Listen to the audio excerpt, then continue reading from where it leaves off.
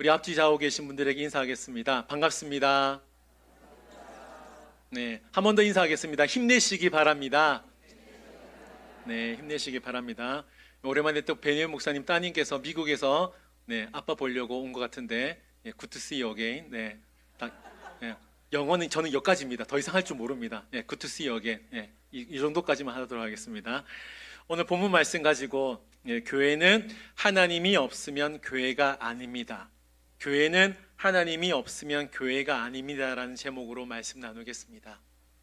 여러분, 제가 설교를 준비하면서 지금 최근에 4주 동안 하나님의 질문에 내가 답하다라는 주제를 가지고 성경에 나와 있는 하나님의 질문을 살펴보고 있습니다. 그런데 오늘은 질문이 아니라 설교 제목이 뭐죠? 네, 서술형입니다. 그렇죠? 교회는 하나님이 없으면 교회가 아닙니다. 서술형으로 제목을 정하게 되었습니다.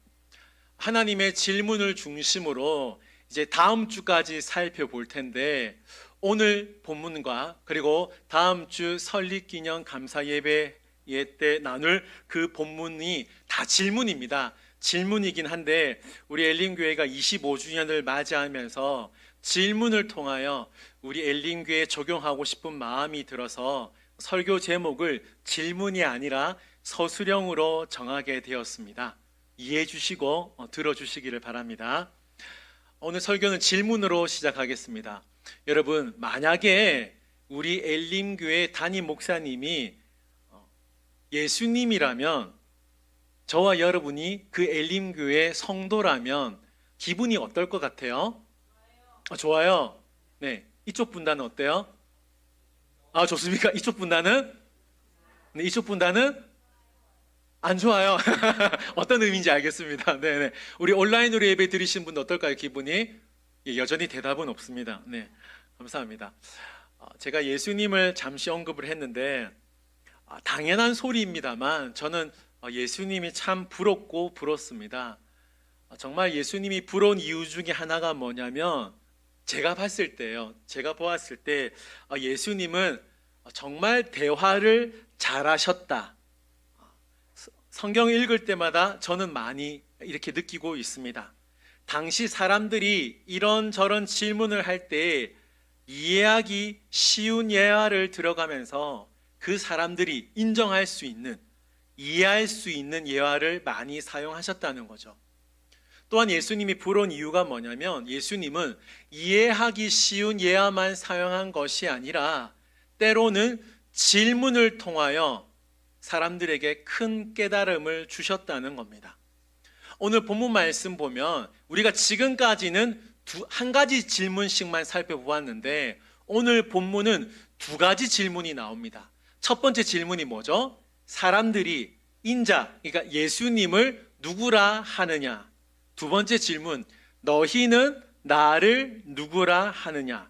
자, 두 가지 질문이 있다는 것이죠. 여러분에게 만약 엘림교회 이제 신정한 목사가 왔잖아요. 작년부터 왔어요. 여러분 아십니까? 네, 아시는 분은 아실 겁니다. 작년부터 이제 엘림교회 신정한 목사가 오게 됐는데, 소문이 좀 났습니까, 여러분? 났으면 다행입니다. 자, 근데 이게 소문이 안 났다 치더라도 엘림교회 신정한 목사가 왔는데 그 신정한 목사가 누구냐라고 여러분들에게 묻는다면 여러분들은 어떻게 대답하시겠습니까? 한 번만 도와주세요. 질문이 너무 어려운 질문도 아닌데 왜 그래요? 네. 네? 자, 신정한 목사가 왔어요. 더러는 뭐라 그러겠습니까? 새까만 목사가 왔다? 네. 또 그 말 할 거죠? 네. 어떻습니까, 여러분? 네. 더러는 키 큰 목사가 왔다. 더러는 질문을 많이 하는 목사가 왔다. 더러는 사투리를 쓰는 목사가 많이 왔다. 더러는 잘생겼다고 하더라. 아멘 안 해도 됩니다. 저만 그렇게 생각할게요. 괜찮아요. No problem. 괜찮아요. 자, 여러분 14절 말씀 보세요. 14절 말씀 보시면 이르되 더러는 세례 요한, 더러는 엘리야, 더러는이라고 할 수 있겠죠. 어떤 이는 예레미야나 선지자 중에 하나라 하나이다. 아멘. 자, 예수님께서 제자들에게 사람들이 나를 누구라 하느냐라고 물으니까 제자들이 뭐라고 하는 거예요? 예수님, 예수님을 세례 요한, 엘리야, 예레미야로 생각하고 있습니다. 그렇게 대답을 하더라고요. 이렇게 지금 예수님께 대답한 거죠. 자, 그러면 다시 한번 말씀 보여주실까요? 세례 요한, 엘리야, 예레미야, 이 세 사람의 공통점이 뭔가요? 네, 선지자입니다, 여러분. 이 세 사람은 이스라엘 백성들이 모를 수 없는, 다 알 수밖에 없는 이름이에요. 세례 요한, 엘리야, 예레미야. 이 세 사람은 이스라엘 백성들은 압니다. 다 알고 있습니다. 왜? 선지자이기 때문입니다. 자, 중요합니다. 그 당시 사람들은 예수님을 어떻게 생각했다고요? 예, 선지자로 생각하고 있었다는 겁니다. 그동안 예수님께서 하신 일이 너무나 많았습니다. 그리고 그들에게, 이스라엘 백성들에게 가르치신 하나님의 말씀을 내용으로 본다면 엄청나게 많은 분량의 내용을 가르치셨습니다. 그런데 중요한 사실이 뭐냐? 이스라엘 백성들은 예수님을 어떻게 생각한다고요? 네, 선지자로만 생각하고 있다라는 거예요. 자, 선지자로만 생각한다는 건 중요합니다. 이스라엘 백성들은 예수님을 구원자로는 생각하지 않고 있다라는 거예요. 이거 정말 중요합니다, 여러분. 꼭 기억하십시오. 이스라엘 백성들은 하나님이 자신들을 선택했다는 이 선민 사상 의식이 너무나 강했습니다. 그래서 예수님이 나의 구원자라면, 이스라엘 백성들의 구원자라면, 예수님 가난한 자들과 함께 다니지 않아. 예수님 이방인들과 함께 식사하지도 않고 그들과 어울리지도 않을 거야. 이러한 마음이 있었기 때문에 예수님을 구원자로 보는 것이 아니라 선지자 중에 한 명으로만 보고 있었다는 겁니다. 자, 그런데 예수님은 첫 번째 질문, 사람들이 나를 누구라 하느냐, 이 질문으로 끝나는 것이 아니라 정말 중요한 질문, 두 번째 질문을 하시는데, 이 질문이 오늘 본문의 핵심입니다. 자, 우리 15절 말씀인데 다 같이 15절 말씀 읽겠습니다. 시작. 자, 예수님이 두 번째 질문은 뭐예요? 너희는 나를 누구라 하느냐. 자, 주어가 뭡니까? 예, 너희는이에요. 자, 너희는 누구예요? 제자들을 의미합니다. 예수님의 두 번째 질문은 여전히 동일하게 제자들에게 묻고 있습니다만, 두 번째 질문의 핵심은 제자들은 예수님을 어떻게 생각하고 고백하고 있느냐, 이걸 예수님이 알고 싶어 한다는 것이죠. 자, 그런데 이 첫 번째 질문 그리고 두 번째 질문을 어디에서 하고 있는지를 살펴보아야 합니다. 13절 보세요. 13절 말씀 보시면 지금 예수님께서 어디에서 질문하시죠?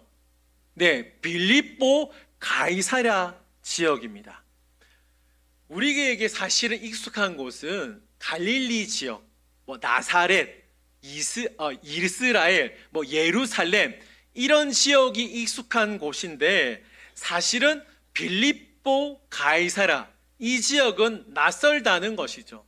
다시 말하면 예수님께서는 제자들에게 이 두 가지 질문을 갈릴리 지역이나 예루살렘 지역에서 한 것이 아니라 전혀 생소한 지역인 빌립보 가이사랴 지방에서 예수님이 지금 제자들에게 질문하고 있다라는 것입니다. 자, 빌립보의 가이사랴 지역은 로마가 다스리고 있는 지역이었습니다. 물론 이스라엘도 로마의 다스림을 받고 있었죠. 자, 그 당시 로마는 강력한 힘을 기초로 하여 나라를, 세상을 다스리고 있었습니다. 역사학자들은 로마를 향하여 로마가 모든 이들에게 평화를 가져다 준다는 의미로 팍스 로마나 시대였다고 할 만큼 로마는 엄청난 영향력을 미치고 있었다는 거죠. 그 중에 하나가 강력한 힘이었습니다.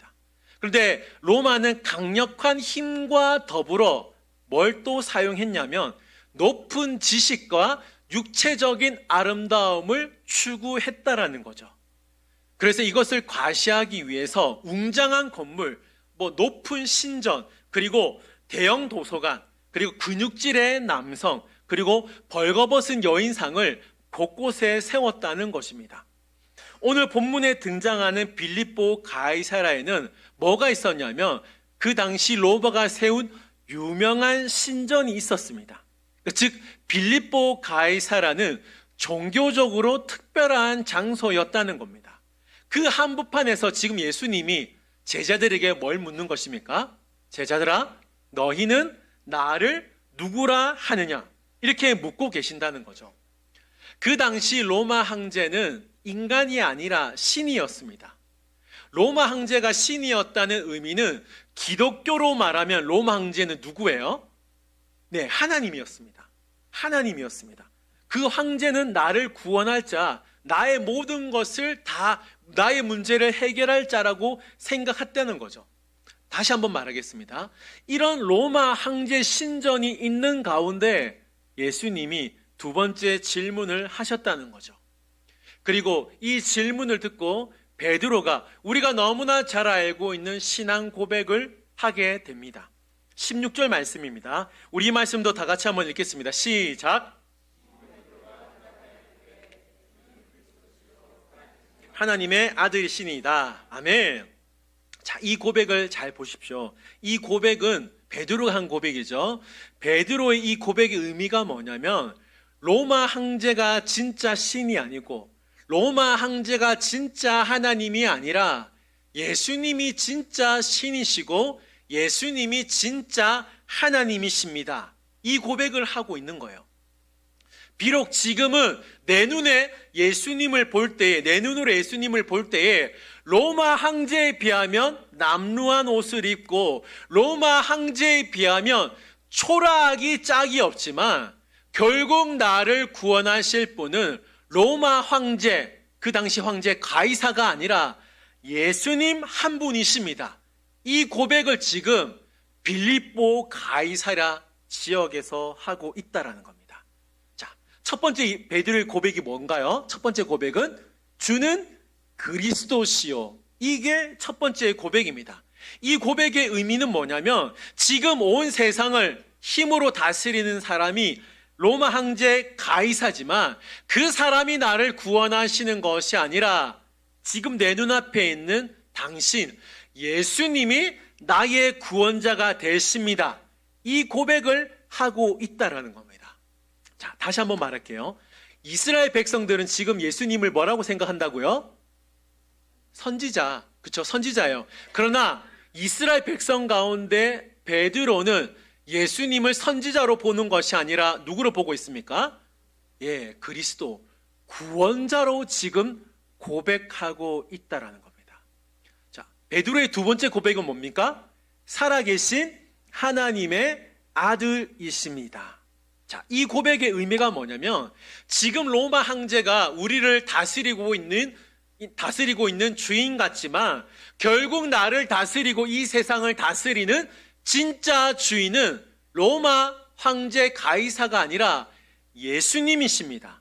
이 고백을 하고 있다라는 겁니다. 여러분, 지금 베드로가 예수님의 질문에 위대한 신앙 고백을 하고 있다라는 겁니다. 여러분, 우리가 인생을 살아가고 있죠. 저도 인생을 이제 곧 50을 바라보고 있습니다. 저 그렇게 안 보이죠? 그렇게 보이는 분 있으면 안 되는데, 그렇죠? 제 얼굴이 좀 새카매서 그렇지. 예, 좀 잘생겨 보이지 않아요 요즘에? 예, 위임식 한다고 좀 준비하고 있어요. 예, 예, 살 빼고 있어요. 예, 예, 예, 살도 빼고 있고, 예, 장난 아닙니다 지금 요즘에. 예. 여러분, 인생을 사는 거에 살아갈 때에 사실 젊다고 인생이 많이 남았습니까? 아니잖아요. 사실 우리 2부 예배 때는 좀 이제 어르신들도 많이 참석하고 있는데 어르신들께 물을게요. 늙었다고 해서 인생 짧게 남았습니까? 아니에요. 맞습니다. 인생은 아무도 모른다는 거예요. 인생 앞길 모릅니다. 그렇죠? 인생의 앞길을 모르기 때문에 우리는 하루하루 살아갈 때에 가치 있게 살아가야 된다는 겁니다. 자, 그러면 하루하루 살아갈 때에 가치 있게 사는 것이 뭘까요? 그게 뭐냐면 예수님이 가신 그 길을 따라가고 예수님이 살아가신 그 모습대로 살아가는 것이 가치 있게 사는 삶입니다. 왜냐하면 하나님이 예수님의 삶을 인정하시고 칭찬하셨기 때문입니다. 지금 우리가 살펴보고 있는 빌립보 가이사라 이 지역은 좋은 학교에 가는 것이 성공이었습니다. 높은 지식을 갖는 것이 성공이었습니다. 육체의 아름다움을 갖는 것이 성공으로 여겼던 시대였습니다. 저는 이것을 황제의 길이라고 표현하고 싶은데, 이 빌립보 가이사라 이 지역에 살고 있던 모든 사람들은 황제의 길을 걷고 싶었다는 거죠. 지금도 그렇지 않습니까? 지금도 여전히 높은 연봉, 높은 학력, 높은 위치를 성공으로 여기는 시대에 살고 있다는 거죠. 그래서 많은 사람들이, 특별히 우리 청년들이 행복과 성공을 위하여 황제의 길을 걷고 싶어서 안달이 났다라는 거예요. 이 세상은 황제의 길을 걸어가야 성공이다, 행복이라고 계속 미혹을 합니다. 그 길로 가야만 행복이 보장된 것처럼 우리를 미혹한다라는 거예요. 자, 이런 환경과 상황 가운데서 예수님이 제자들에게 물으신 거예요. 그게 뭐냐? 너희는 나를 누구라 하느냐? 사랑하는 성도 여러분, 저와 여러분들은 이 질문 앞에 예수님은 나에게 유일한 구원자가 되시고 예수님은 유일한 하나님의 아들이심을 고백할 수 있습니까? 정말 이 고백을 해야 된다는 것입니다. 이 결단을 하는 것이 바로 예배라는 것이에요. 예배란 9시에 나와서 11시에 나와서 일어나서 찬양하고 앉아서 기도하고 땡, 이게 아니라는 겁니다. 예배가 뭐냐면 말씀 앞에 결단이 있는 것이 예배라는 거예요. 하나님, 이제는 세상을 추구하는 길을 걷지 않고 나의 구원자가 되시는, 나의 하나님이 되시는, 하나님이 인정하시는 길, 하나님이 원하시는 길로 걸어가겠습니다. 이 결단이 있는 것이 예배라는 것입니다. 바라기는 오늘 이 예배 가운데 이 결단이 있는 저와 여러분들이 될 수 있기를 주님의 이름으로 소망합니다. 아멘. 자, 오늘까지 우리가 지금 하나님의 질문에 내가 답하다 5번째 시간을 갖고 있는데, 여러분 질문이 다 기억나십니까? 첫 번째 질문이 뭐였죠? 내가 어디 있느냐? 두 번째 질문은요, 내가 어찌 여기 있느냐? 세 번째 질문은 너희 믿음이 어디 있느냐? 네 번째 질문은 그 9은 어디 있느냐? 그리고 오늘 살펴보는 질문, 너희는 나를 누구라 하느냐? 자, 5번째 질문입니다. 자, 첫 번째 질문부터 5번째 질문 하나하나 다 중요하지만 오늘 본문의 질문, 너희는 나를 누구라 하느냐? 이 질문은 진짜 중요한 질문입니다. 그래서 여러분 기억하셔야 되고 이 질문에 고백하셔야 된다는 거예요. 오늘날 많은 성도들이 예수님의 이름으로 기도하고 예수님을 믿는다고 말합니다. 그런데 정말 중요한 사실이 뭐냐면 내가 예수님을 얼마만큼 알고 내가 얼마만큼 예수님을 믿고 있는지를 정말 진지하게 생각하고 답해 보아야 된다라는 겁니다. 제가 계속해서 너희는 나를 누구라 하느냐, 너희는 나를 누구라 하느냐, 이 질문을 계속 여러분들에게 하는 이유가 뭐냐면 이 질문, 이 하나님의 질문에 내가 어떻게 대답하느냐에 따라 신앙생활 방향이 달라지기 때문입니다. 뭐라고요? 예, 신앙생활이 달라진다라는 거예요. 사람은 혼자 살 수 없습니다. 같이 살아야 내가 빛나고 그 사람도 빛난다는 거예요.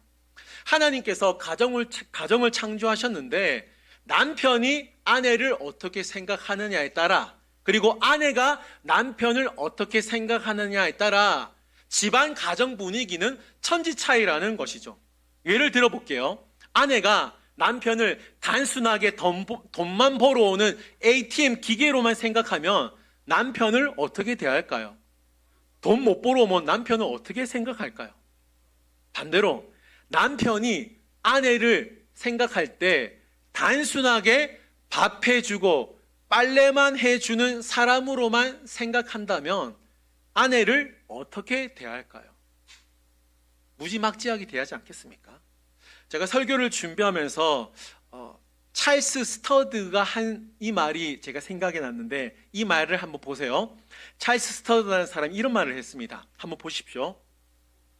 만약 예수 그리스도가 하나님이시고 그가 나를 위해 죽으신 게 사실이라면 내가 그를 위하여 드리는 어떠한 희생도 결코 크다고 말할 수 없다 라는 말을 했어요. 자, 찰스 스터드의 이 말을 오늘 본문 예수님의 두 번째 질문, 너희는 나를 누구냐 하느냐, 이 질문과 함께 인용해 본다면 예수님이 정말 나의 주님이 되신다면, 예수님이 정말 나의 하나님 구원자가 되신다면 나는 그분을 위하여 어떻게 살아야 할까?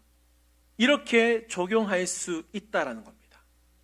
여러분, 너희는 나를 누구라 하느냐? 이 질문에 여러분들은 어떻게 고백하실 거고, 그리고 어떻게 살아가시겠습니까? 어떻게 살아가시겠습니까? 그 당시 예수님의 인기는 하늘을 찌르는 듯한 인기를 누리고 있었어요. 제 설교 원고에는 이렇게 적혀져 있습니다. 예수님의 인기가 하늘을 치솟아 우주까지 날아갔다.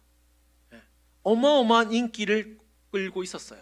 사람들이 구름대같이 몰려들었습니다. 예수님이 이쪽으로 가면 이스라엘 백성들이 다 이쪽으로 가는 거예요. 집에 아무도 없는 거예요.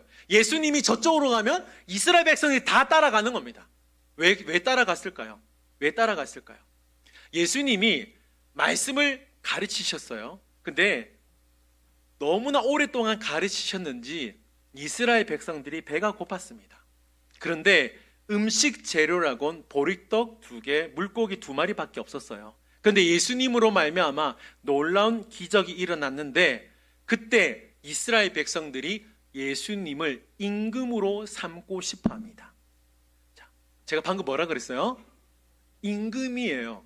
구원자가 아니라 임금이었습니다. 이스라엘 백성들이 예수님을 임금으로 삼으려고 하는 이유가 뭐냐? 딱 하나예요. 그들의 필요를 채우기 위함이었습니다. 여러분, 이스라엘 백성들은 지금 구원자가 필요하지 않았어요. 십자가의 복음이 필요한 것이 아니라 배가 고프니까 예수님이 필요했어요. 아프니까 예수님이 필요했어요. 돈이 없으니까 예수님이 필요했다라는 겁니다. 구원자가 아니었다는 말입니다. 이 사실을 알고 예수님이 이런 말씀을 하십니다. 요한복음 6장 26절. 너희가 나를 찾는 것은 표적을 본 까닭이 아니요 떡을 먹고 배부른 까닭이로다. 사랑하는 성도 여러분, 우리가 예수님을 어떤 존재로 알고, 특별히 어떤 존재로 믿고, 특별히 예수님을 어떻게 고백하느냐에 따라 내 신앙의 판도, 내 인생의 판도가 완전히 달라진다라는 사실을 기억하시기 바랍니다. 그래서 신앙 고백이 정말 중요하다는 거예요. 베드로가 예수님의 질문 이후에 위대한 신앙 고백을 하고 예수님이 이런 말씀을 하십니다. 17절 말씀인데 우리 말씀 다 같이 한번 읽겠습니다. 시작. 예수께서 대답하여 이르시되,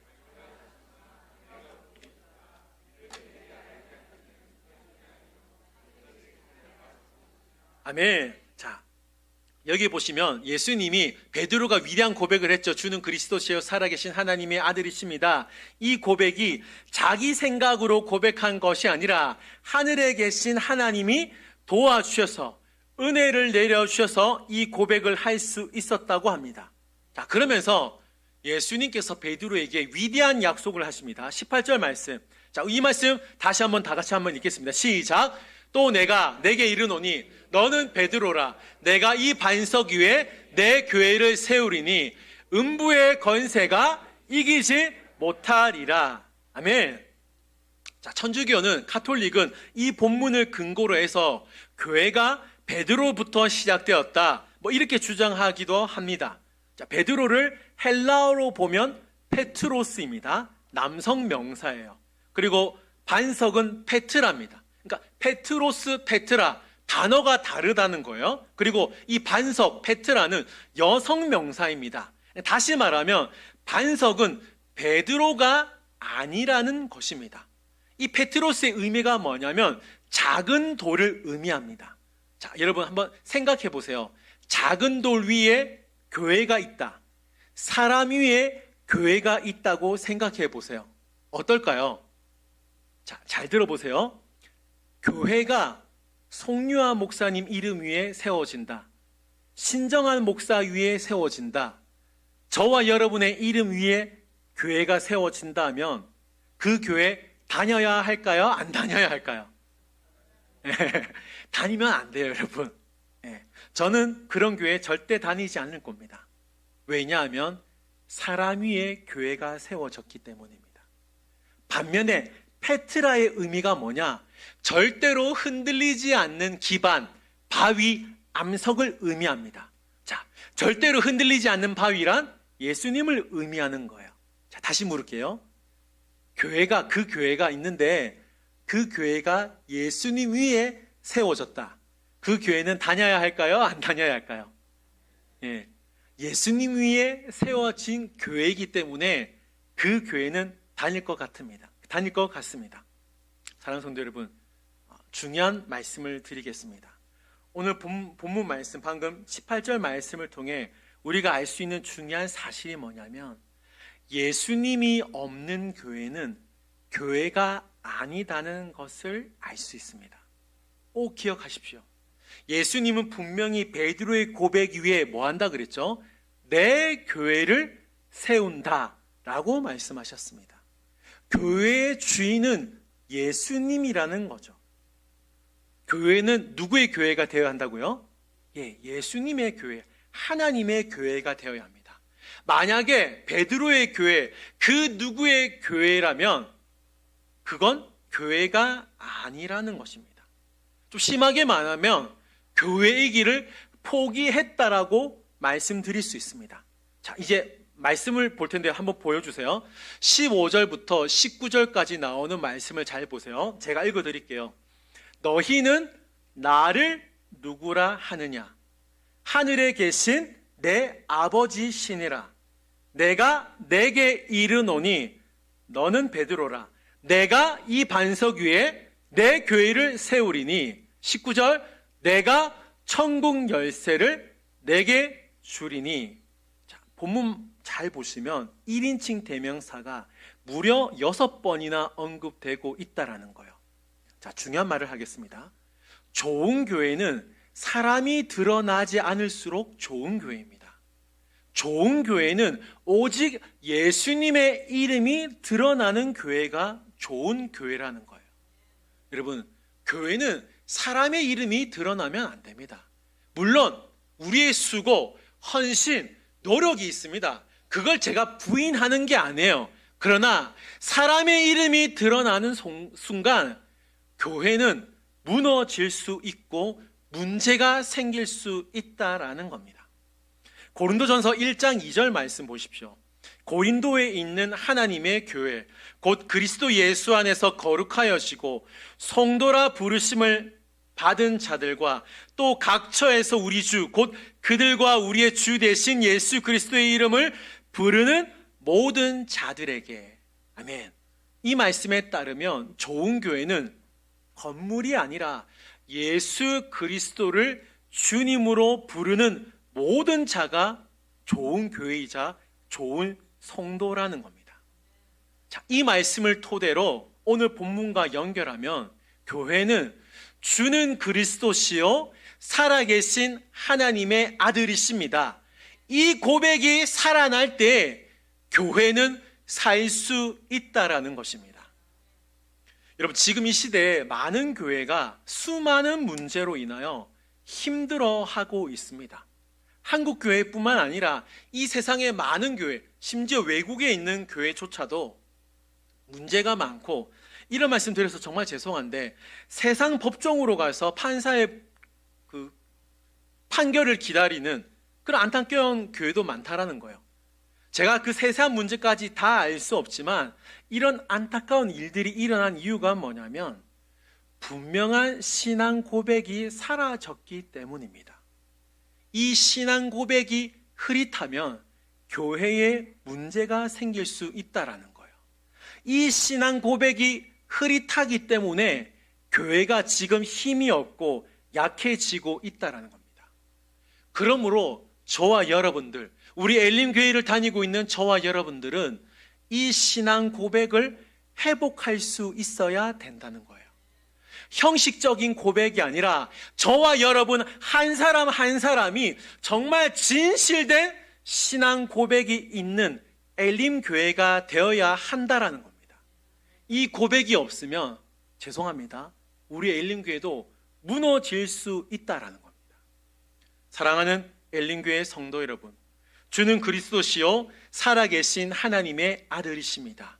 이 고백은 베드로 한 사람만의 고백이 아니라 교회가 존재할 수 있는 유일한 고백이며 우리 신앙의 중심이 되어야 하는 고백임을 기억하시기 바랍니다.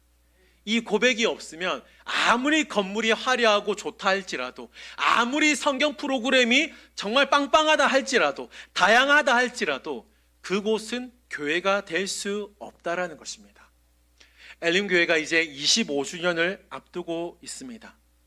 저는 그리고 여러분들, 우리 엘림교회 성도로서 오늘 이 말씀 앞에 다시 한번 이 신앙 고백을 할 수 있기를 바랍니다.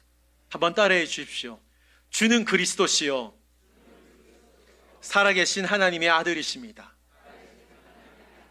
우리 교회 주인은 하나님이십니다. 여러분, 이 고백 위에 하나님은 엘림교회를 세우셨고 그리고 세워나갈 것이고, 이 고백이 있는 한 아무리 그 어떤 음부의 권세가 우리를 공격한다 할지라도 결코 이길 수 없는 믿음의 공동체로 거듭날 것을 저는 확신합니다. 여러분 꼭 기억하십시오. 교회는 하나님이 없으면 교회가 아닙니다. 이걸 끝까지 기억함으로 말미암아 우리 엘림교회가 바른 신앙 고백 위에 더 세워지고 다시 한번 일어날 수 있는 하나님의 교회 엘림교회 될 수 있기를 주님의 이름으로 축원드립니다. 아멘.